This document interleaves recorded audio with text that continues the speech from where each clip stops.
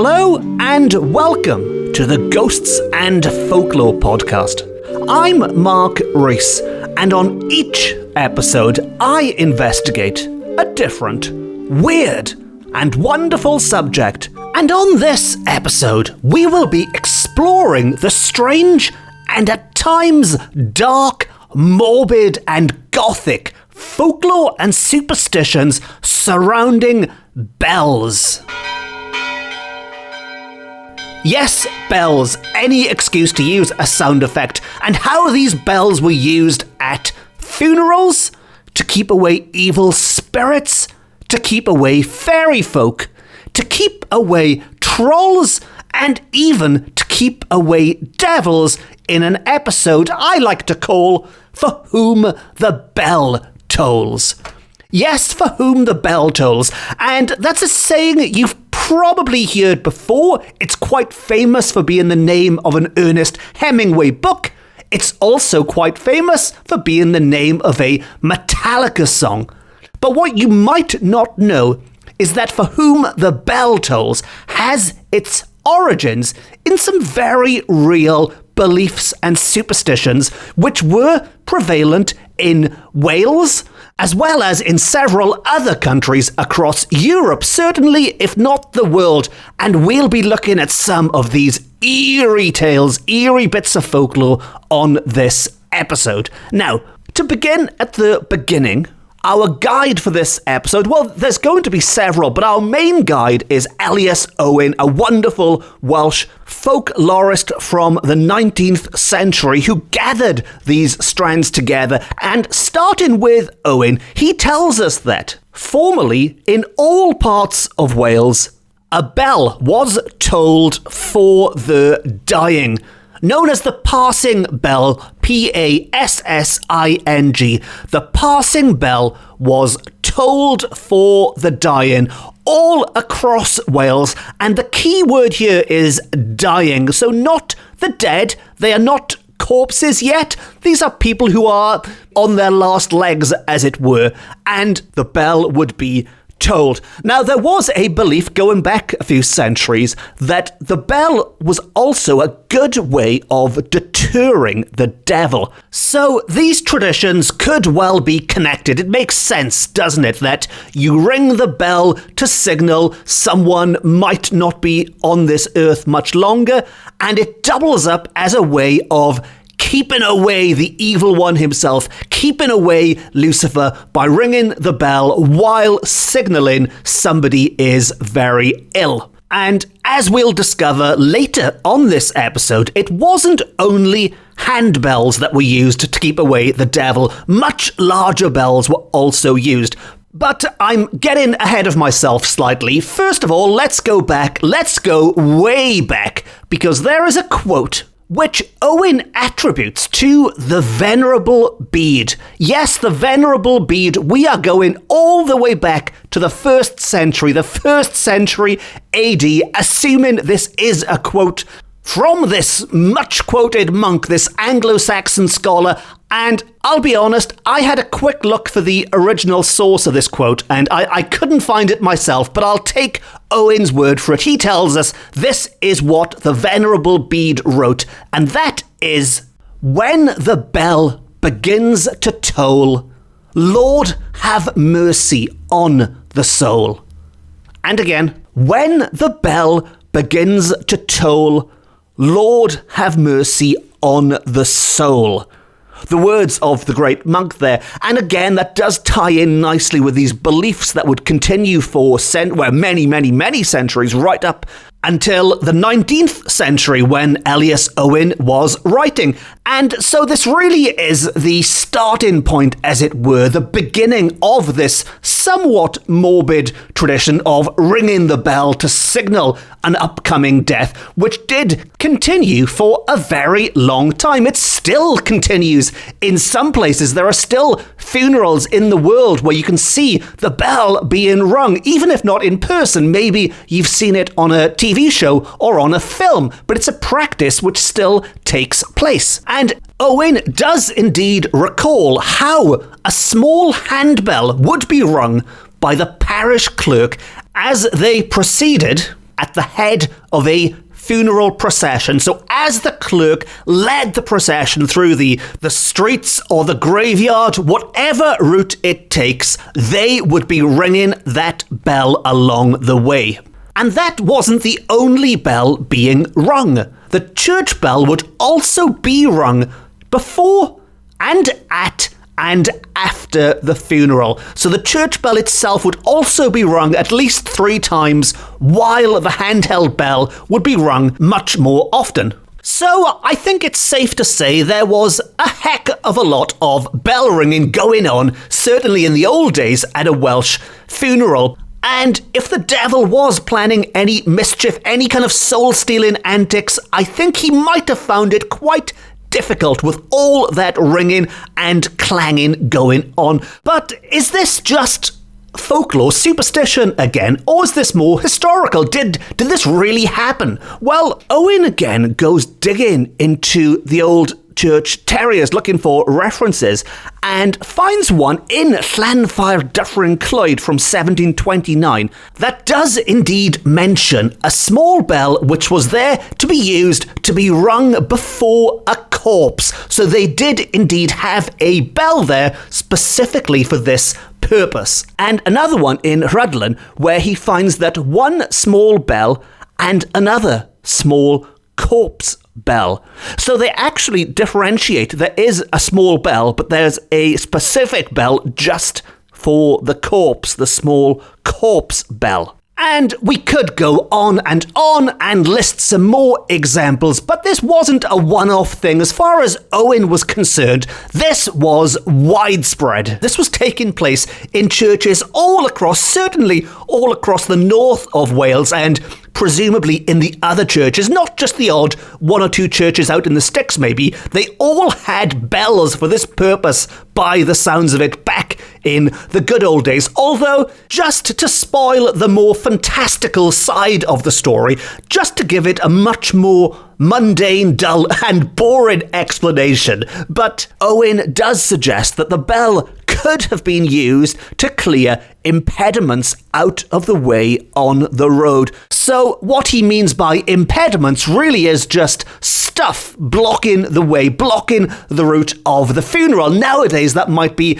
somebody who's parked their car dodgily, maybe. But going back then, maybe someone's parked their horse and cart at a funny angle or something. But anything that might be blocking the way, he can ring the bell and shift them out of the way of the procession. So yes, the bell might have been a handy way of clearing the road, but I like to think it was also a handy way of keeping Satan out of the way as well.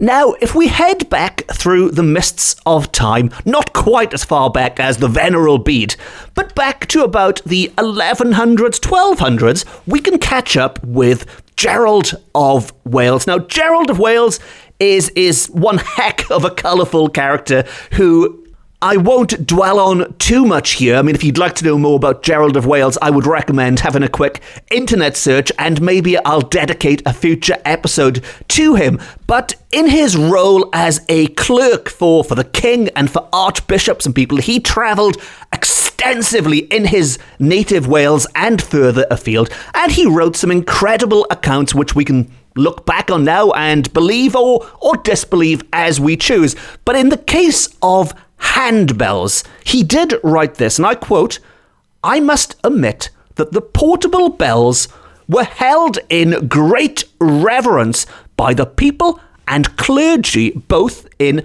Ireland, Scotland, and Wales, insomuch that they had greater regard for oaths sworn on these than on the Gospels." So certainly in the Celtic lands then, back in the 1100s, the parish bell really was a symbol of power and of belief, of Christian belief. If people had greater regard for it than the Gospels, I mean, it doesn't get much more important than the Gospels, certainly for the God-fearing people in Wales and elsewhere in the world at the time. So if we look at it in this way, the bell has always had this strong significance to the faithful. And one of the reasons for this, we are told, yet another good reason for ringing that bell, is that it was thought that the passing bell was originally intended to drive away the evil spirit hovering about in readiness to seize the soul of the deceased.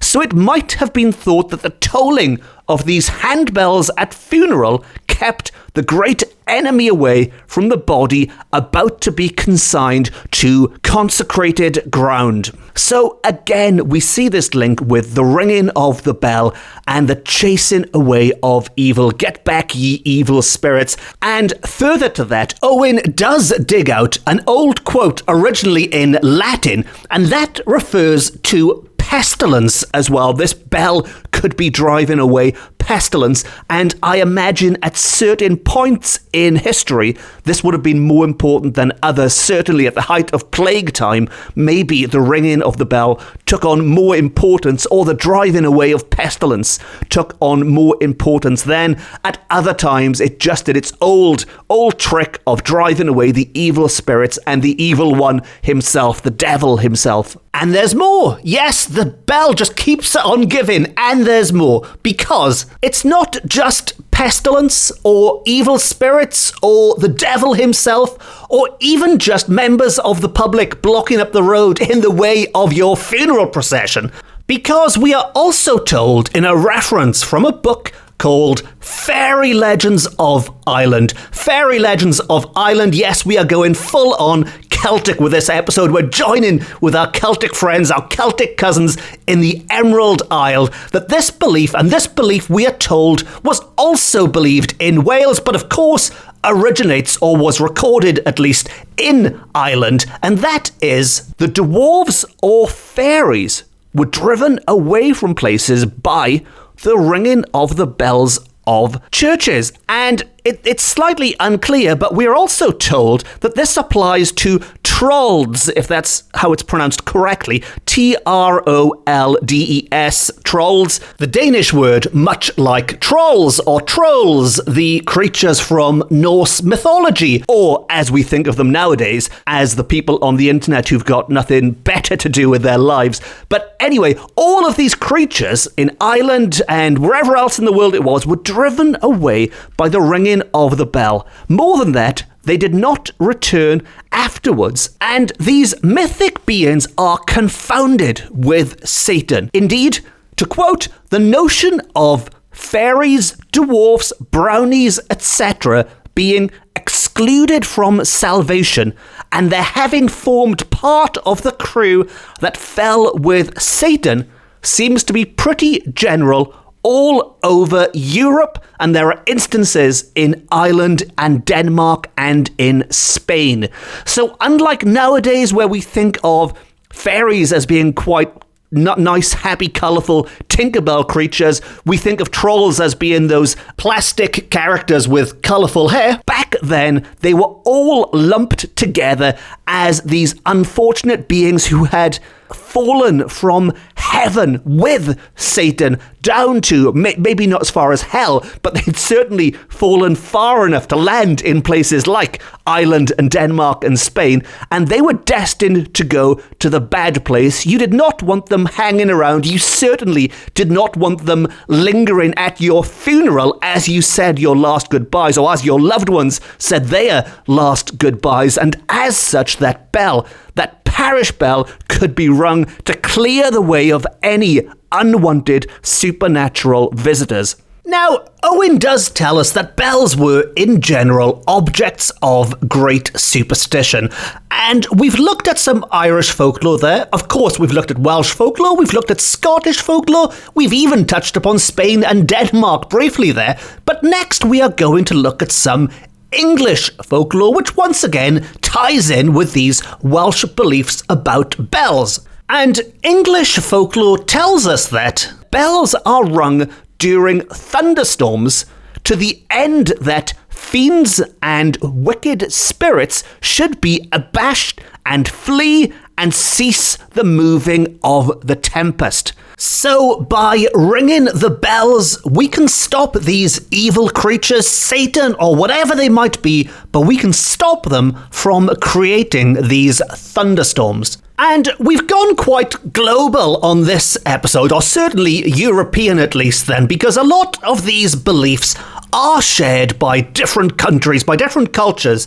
And one explanation for this, so Owen suggests, is that all of these European countries, Wales and elsewhere, had a shared pre-Christian belief in such fantastical creatures.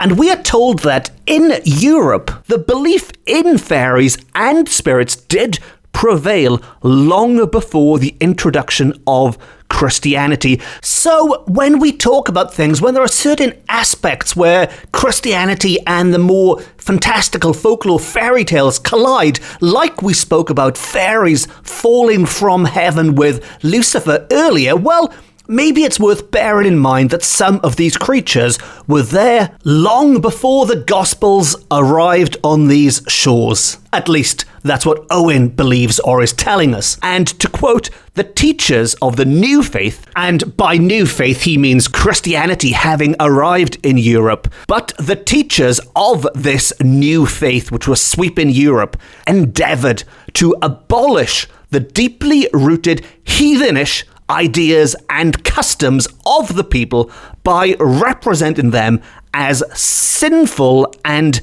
connected with the devil. In this way, the devil inherited many attributes that once belonged to the fairies, and these beings were spoken of as evil spirits, fiends, or devils. So what Owen is effectively saying is that creatures like the fairies were literally demonized. They were conflated. They were put in league with the devil, regardless of what people might have thought about them beforehand. I mentioned that nowadays we think of them as more benevolent Tinkerbell type characters. Maybe they were more this way to begin with as well. But certainly when, according to Owen, Christianity put its stamp on these creatures, these characters, they became something slightly more evil, something you no longer wanted hanging around. And the good news was, if indeed they were malevolent creatures, they could all be defeated, evil or otherwise. They could all be defeated by the ringing of a bell.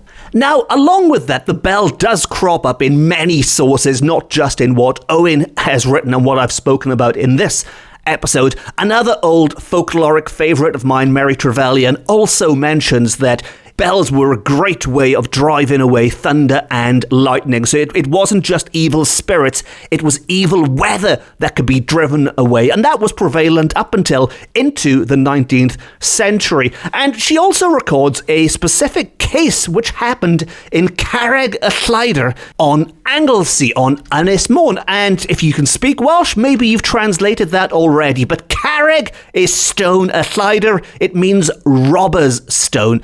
And there is a robber's stone there. And so the story goes that a man once stole the church bells and was turned into a stone for his theft. So let that be a warning to you, just in case you are listening to this and thinking, do you know what? Those church bells sound pretty handy. I need to get me some church bells. Well, hang on a second, because yes, they might be great for keeping away the evil spirits. The downside is being turned into a big stone is probably a worse fate. So don't go stealing don't go stealing anything. Stealing is bad. And as we're talking about bells/devils/stones, I never intended on talking about stones, but I've gone off on a stone tangent now. But as we're talking about these subjects, Trevelyan also tells us of a devil stone at Llanarth near Aberaeron. And there's a quaint story attached to it, because the good people discovered the devil had been tampering with the bells in the old church tower. Now, as with that robber just now, you don't go messing with the bells in the church tower. Maybe the devil thought he was above humans when they go meddling. The devil was meddling, and he meddled on more than one occasion. And so the parishioners requested the vicar watch one stormy night to keep an eye out for that devil, and on doing so, he saw Lucifer, he saw a diavol entering the belfry.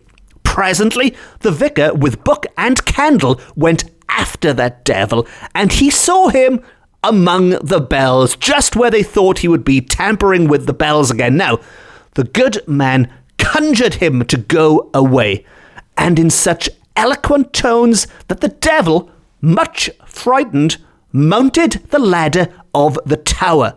Promptly, the vicar followed, and so closely that the devil jumped from the battlements and came down among the gravestones in the churchyard. So the devil was being chased by the vicar, lost it, he jumped, he leaped, he landed bang among the gravestones, and in his fall, the devil came down so heavily that his hands and knees made the 4 holes afterwards visible in the stone. That is how the Devil's Stone at Llanarth got its 4 distinctive holes. And I'd like to think that the locals then rang the bells extra loud in celebration. That'll teach the evil one for trying to tamper with our great bells. And so ends the tale of the Devil's Stone, and so ends the last tale on this episode dedicated to bells, with a heck of a lot of devils thrown in as well, and even a few stones at the end. Now, as mentioned, I am sure I will dedicate an entire episode to stones in the future. Maybe I'll sneak some bells into that one to balance it out. And as always, if you don't want to miss that episode, or any episode ever, please consider hitting the subscribe button, and you'll get a notification every week when I upload a new episode. Also, if you've enjoyed this episode and you have some thoughts of your own, I'm quite easy to find online. Just do a search for Mark Rees and you can find my website on a search engine, or you can find me on all of the main social media platforms, and we can chat about bells and stones and whatever you want to talk about. Wine and cake, anything. It's up to you. But on that note, let's wrap things up for this week, for this episode, and it just leaves me to say thank you very much for listening. Diolch yn fawr iawn am gwrando. I've been Mark Rees. This has been my Ghosts and Folklore podcast. It's the best, it's the beautiful, it is the only Ghosts and Folklore podcast beaming to you from Wales to the world. Until next time, don't go stealing any bells. No star.